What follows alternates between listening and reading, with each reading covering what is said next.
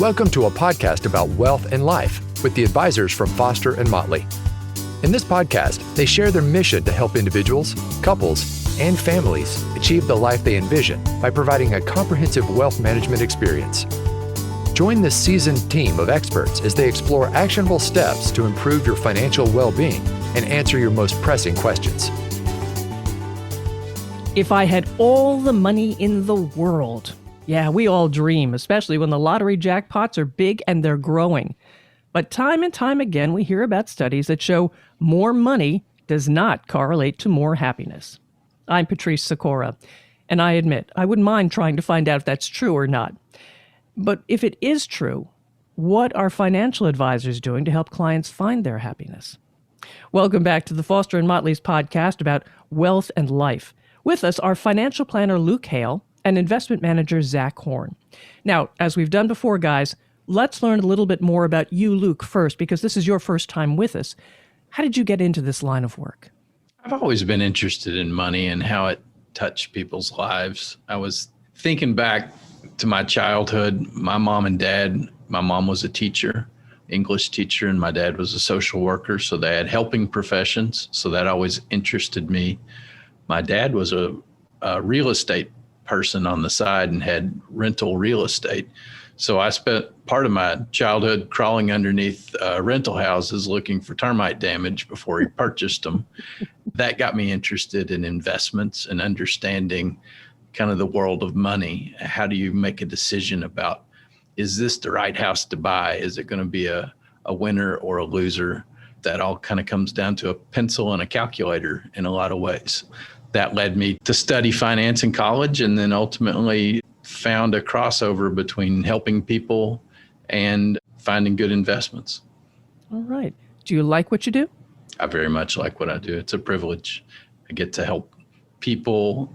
They achieve their goals. I help them get to where they want to go. And everybody's going somewhere different, and that keeps it interesting.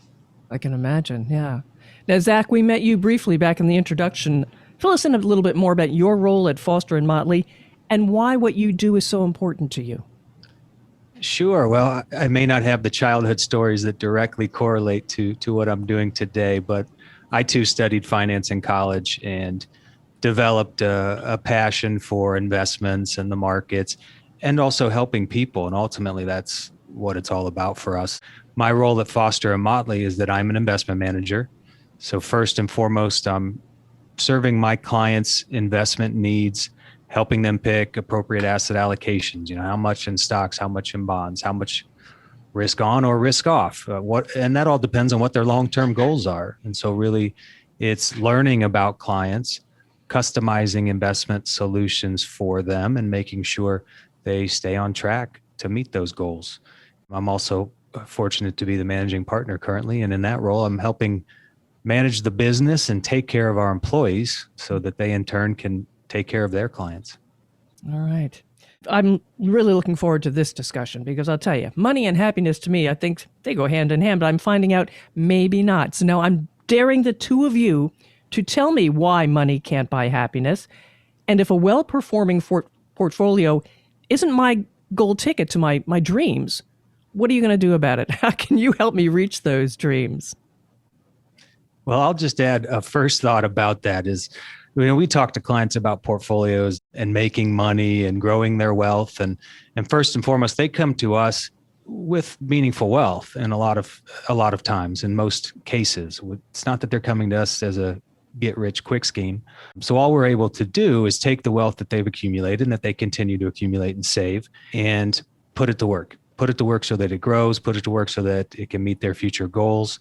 A lot of that is about them making the decisions of delayed gratification, saving today so that they can spend in the future. So it really is goals based. Everybody wants the highest return. They want to grow their money as fast as they can, but there's a lot of variables that go into it. How much risk can you stomach? What's your time frame, your time horizon? And then ultimately, what are your goals? If your goals are just making money, I guess, we can shoot for that, shoot for top dollar, but typically that's not the case. The case is, striving for a retirement that is full and meaningful, being able to support your family, for the younger clients that are still saving for college. That's a big thing we hear about often. But then, on into retirement and living a fulfilling life and whatever that looks like for our clients. And we can, share some of those experiences we've had the pleasure of being a part of. And then ultimately for a lot of clients, leaving a legacy, building wealth to leave a legacy to better the family moving forward. So goals change over time. Yep, they certainly do. And they change. They're not just different from client to client, but as you mentioned, they change over time. So we start working with a client, we get to know them very, very well. We do our best to help shape conversations around what their goals are and what those changes will look like over time. Parent saving for college is in a different position than a grandparent in retirement looking to enjoy time with grandkids. Speaking of grandparents, retirement versus financial independence. Discuss that. What's the difference?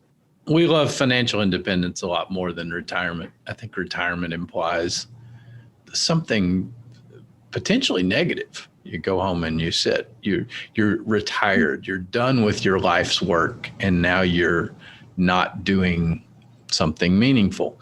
That's what it can mean to some people. Right. But what we have found, the term financial independence, that's an empowering kind of term. That's when I'm working because I want to and not because I have to. And that's an exciting time, because that can happen at any point during your career. That doesn't have to be right at the very end. And I think once our clients, once we work with them to achieve that, they have a different outlook on work altogether. Now, that is person to person. It can be different. But I have seen very positive things happen in people's careers once they are working for themselves and not because they have to. They get excited about their work. What does financial independence mean? You're kind of talking about that there. To be very specific, it's having enough to do the things that you want to do without needing to earn income. If I have saved enough and grown my pool of investments enough to do the things that I uniquely want to do that make me happy, that also is a very personal goal. We've got clients that live very simply. It takes a lot less money to live very simply than it does if you have much more expensive goals. That doesn't make them bad or good. That just makes them expensive. And it could be a charitable goal. You could want to give your money away. You want to give $50,000 a year away to a certain charity that you care about. Well, you need more in the bank, so to speak, in order to do that and not need to have earned income. That's a powerful incentive to get there. Absolutely. Yeah, it's different for everybody. And that's the fun of it. There used to be a commercial on TV. What's your number? And that was, how much do you need to save before you are financially independent? I like that because everybody's number is a little different. And that's the fun part of what Zach and I do is we're experts in resource management, really. We say, okay, how much is enough? You've told us you want to do these things. It feels like you're getting close, or you're there, or you're past there. Go for it. Whatever you want to do. That's an exciting journey to accompany our clients on. Yeah, we do our best to help quantify those goals for clients. They probably haven't put pen to paper on things that are maybe a further time away. And we try to do that. Now, we make assumptions with the best information we have at hand, knowing that they're going to change over time. But if we can start planning for goals far out in the future, utilize resources to save for those goals, to invest, I should say, to put those resources to work, to grow them for those goals and help our clients kind of track their progress along the way, that's very meaningful. They get a lot of clarity and a lot of peace of mind from that, as opposed to kind of the great unknown. If your client, let me put it this way, how do you help your client understand what they have? Looking at a number, you're looking at a number. How do you get them to understand what this number means, how far it can take them, or how far it cannot take them? We do a very thorough analysis. We look year by year as far as we can reasonably see out into the future and say, when are you going to buy a new car? When are you going to buy a new house? Do you need a new roof? Do you need a new driveway? We try to quantify those things. And then we run it through a piece of software called a Monte Carlo analysis. And Monte Carlo, is typically associated with gambling. And this actually, it has an element of mathematics that's common to gambling, in a sense that it finds out probabilities associated with different stock market outcomes, because we've all lived through some markets that have been up and down. And we don't know, when you retire, are you going to get a series of good markets, or are you going to get a series of bad markets? We know that there's different chances of each. Our software puts some of those probabilities together and says, based on your resources, it is unlikely or likely that you may need to cut back your spending to deal with a bad stock market environment.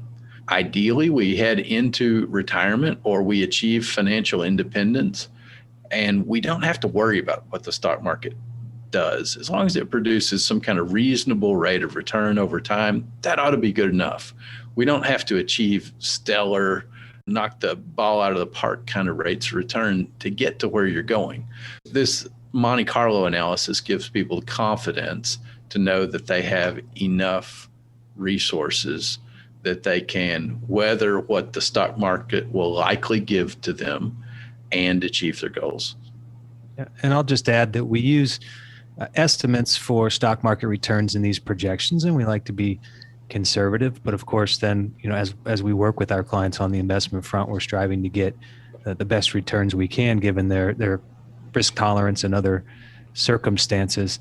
In the short run, markets can be very volatile, but we know in the long run that the stock market is going to be the best chance at growing money, outpacing inflation, and improving the purchasing power for our clients. So it really, that growth it compounds over time and can be a huge factor in determining the ultimate outcome of our clients meeting their goals.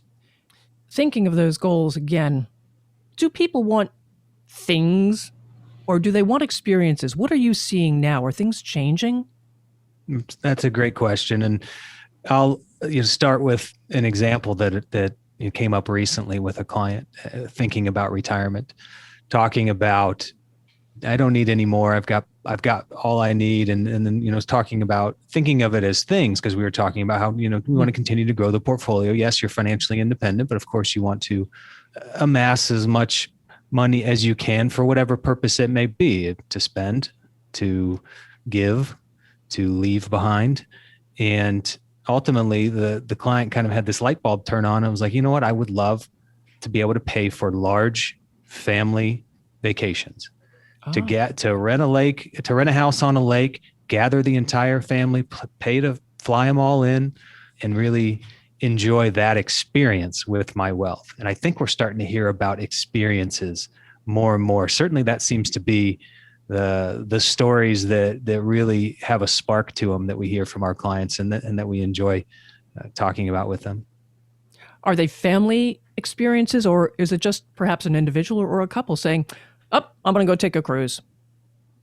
I think it's both. We've seen in a period of a year, we will often see a client take a couple of vacations for themselves and then have maybe one family trip or 1.5 family trips. A common thing that I've seen is a grandparent will go to Florida in the wintertime, seeking sun and better weather, and they will rent a house big enough for their kids and grandkids to join them for a week when they're down there. But the kids pay for it, right? Well, sometimes they won't have to pay for the house. No, but they may have to pay for getting there. And there's also a different philosophy that's family to family on how much do I want to give my kids and how much should I let them stand on their own 2 feet. A lot of times our clients will come down somewhere in the middle within a range.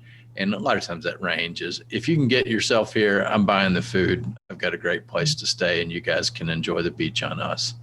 They'll have a combination family trip sometimes like that.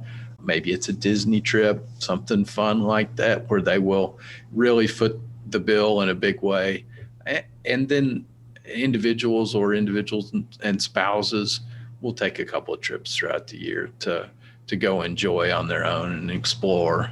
Need to take the whole group to do some of these far off journeys and have some of these different experiences. It's a much more efficient way to see the world. And that's a different experience too with your spouse. Once a family starts this, have you seen it continue? Does it become a tradition? I think it can be an every year thing. I have seen it become an every other year thing in some cases. I think senior family members don't want the junior family members maybe to always count on them to foot the bill for vacation. And people want to go on their own vacations. Young and growing families don't always want to go with the grandparents and visit with them. They want to sometimes, but an every other year kind of trip is pretty common. Yeah, and there's a lot of pent up demand for travel right now, of course, with everything that's gone on. We're hearing more and more people enjoying the experience of planning for what their next trip will be, excited to get back out and about again. So, yeah. Tell me about some pitfalls, though. People may have goals and they think, hey, I want to get a second house, the family can come, but what are they not realizing? Well, oftentimes just what that cost is. We talked about travel and travel, even that, depending on what you're looking to do, the cost can be really exorbitant or it can be rather mild, just depends on what your goal is there. But people often think of retirement or financial independence coinciding with the purchase of a vacation home. Mm-hmm. They start looking at houses and see the price tag for the home and fail to think about the carrying costs, real estate taxes, maintenance, HOA fees, whatever else it may be. So sometimes we have to just kind of pull back on the reins a bit and say, all right, let's run the numbers. Let's look at this and see what, how much home you can truly afford if you're looking to get a second retirement home, or even talk through the options of extended rentals in locations that are appealing to clients. And maybe in some circumstances that makes more sense. Certainly in some, they're very eager to own that second home. And so we just make sure that it's a right fit. I think we also introduce in that conversation, the decision that you make now doesn't have to be forever. So there may be a season for a second home or a season for a boat or whatever it is that you have been thinking that you'd like to have and potentially share with your family. We may look at it as, wouldn't it be fun to own a vacation home for the next 5 years? And that's a whole lot different than owning a vacation home for the next 25 years. And then, trying to figure out a way to pass it to the next generation because it's been very important to you. Well, maybe it's been fun for the next generation, but maybe they don't really want that particular property. I think things have a season. They should be used and enjoyed, and we should feel free to get rid of them and do something different. We've kind of been talking about retirement, benefits after retirement. You kind of hinted before that it doesn't have to be after retirement. Tell me about that. Changing jobs is a big one. A lot of times people are making a certain living, but maybe not fully satisfied in the work that they're doing, but feel stuck because of the money that they're making and the sense that is needed to have a successful retirement, both from a timing perspective and by a lifestyle that they can afford in retirement.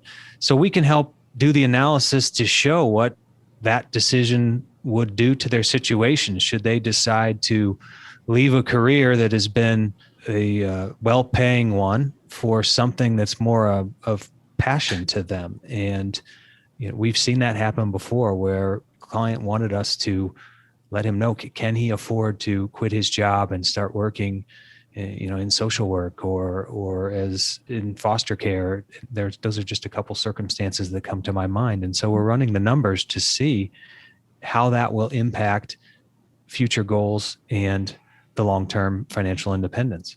That's very meaningful to a lot of people to have that flexibility, that financial flexibility earlier on in their lives, as opposed to working living to work instead of working to Right. live. So Right. that's a big part of the conversations too.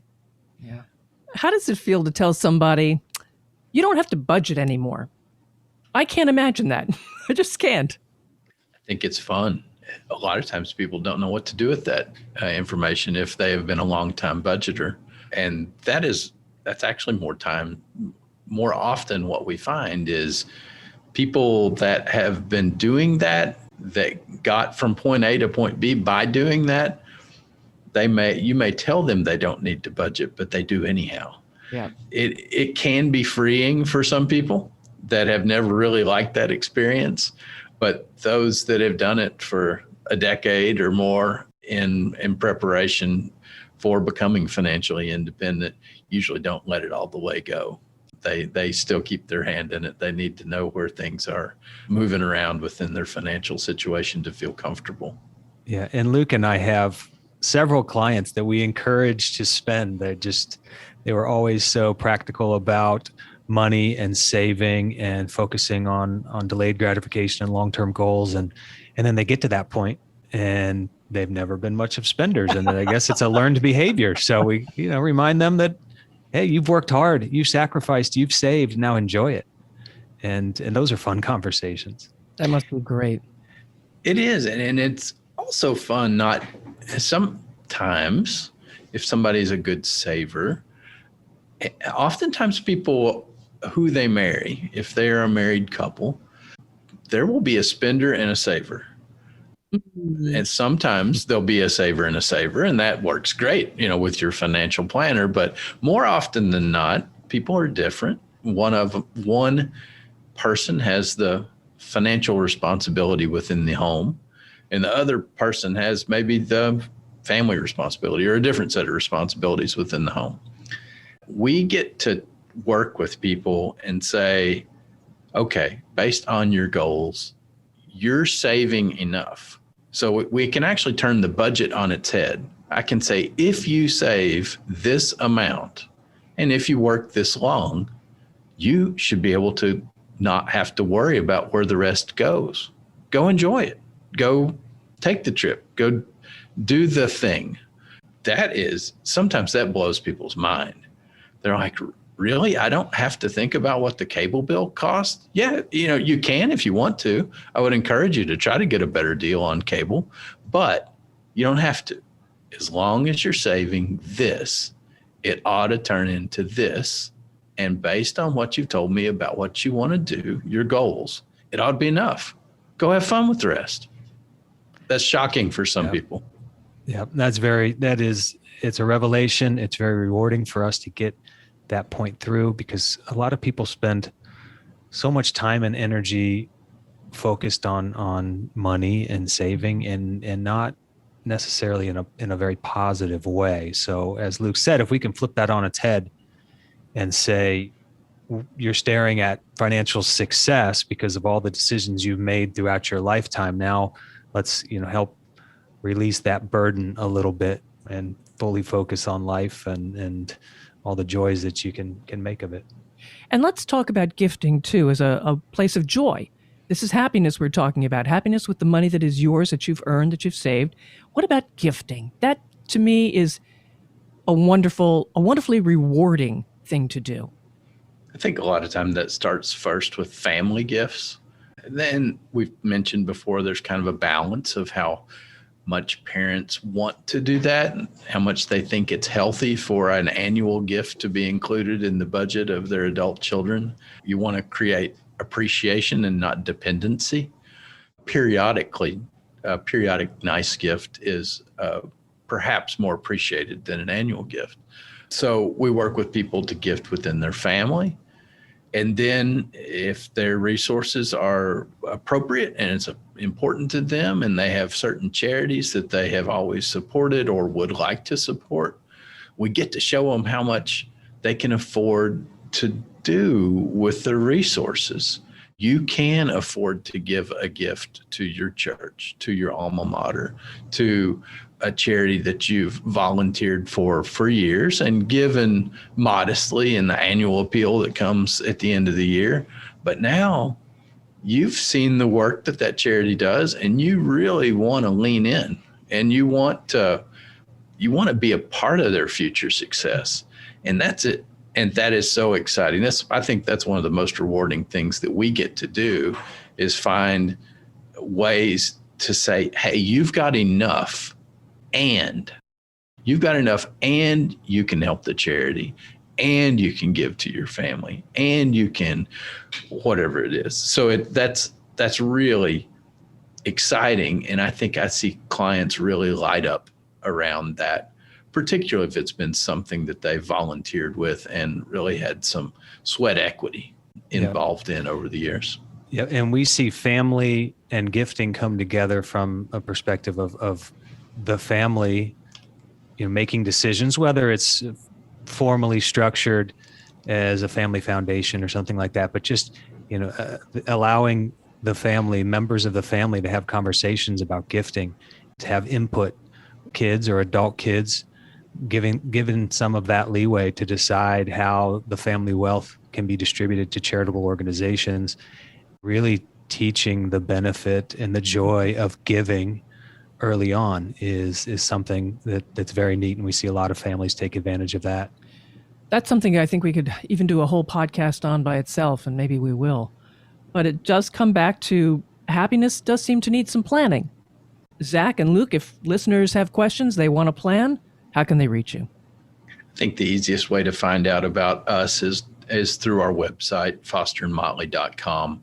We have some great information on how we're able to help people, about our biographies, the great people that work here, the team that we've assembled. I think that people would be good to stop there first, check that out, see if that feels right. And Patrice, thank you. Luke and I enjoyed this conversation today. We are very fortunate to work with a wonderful group of clients, and we really, really do find joy in getting to celebrate their successes with them. And the happiness, this kind of lighter topic that we've touched on, is one that is really what our work is all about, and why we're passionate about what we do, helping our clients meet their goals, enjoy life-changing experiences, and really focus on everything else besides the dollars and cents of it all. Well, if it's okay with you two, I'm still going to buy lottery tickets. Does that work okay? You know where to find us when you hit it big. I do. Zach Horn and Luke Hale for Foster and Motley, a podcast about wealth and life. To know when new episodes are available, subscribe, and you can also share. Your friends will enjoy it. I'm Patrice Sikora, and let's talk again later. Thank you for listening to Foster and Motley, a podcast about wealth and life. Click the subscribe button below to be notified when new episodes become available. The information discussed and posted represents the views and opinions of the guests and does not necessarily represent the views or opinions of Foster and Motley. The content, including mention of specific investments or planning techniques, is for informational and for educational purposes only. It is not intended as a recommendation or a substitute for professional financial advice. Always seek the advice of your financial advisor or other qualified financial service provider with any questions regarding your financial planning and investments. Foster and Motley is not affiliated with any third-party providers.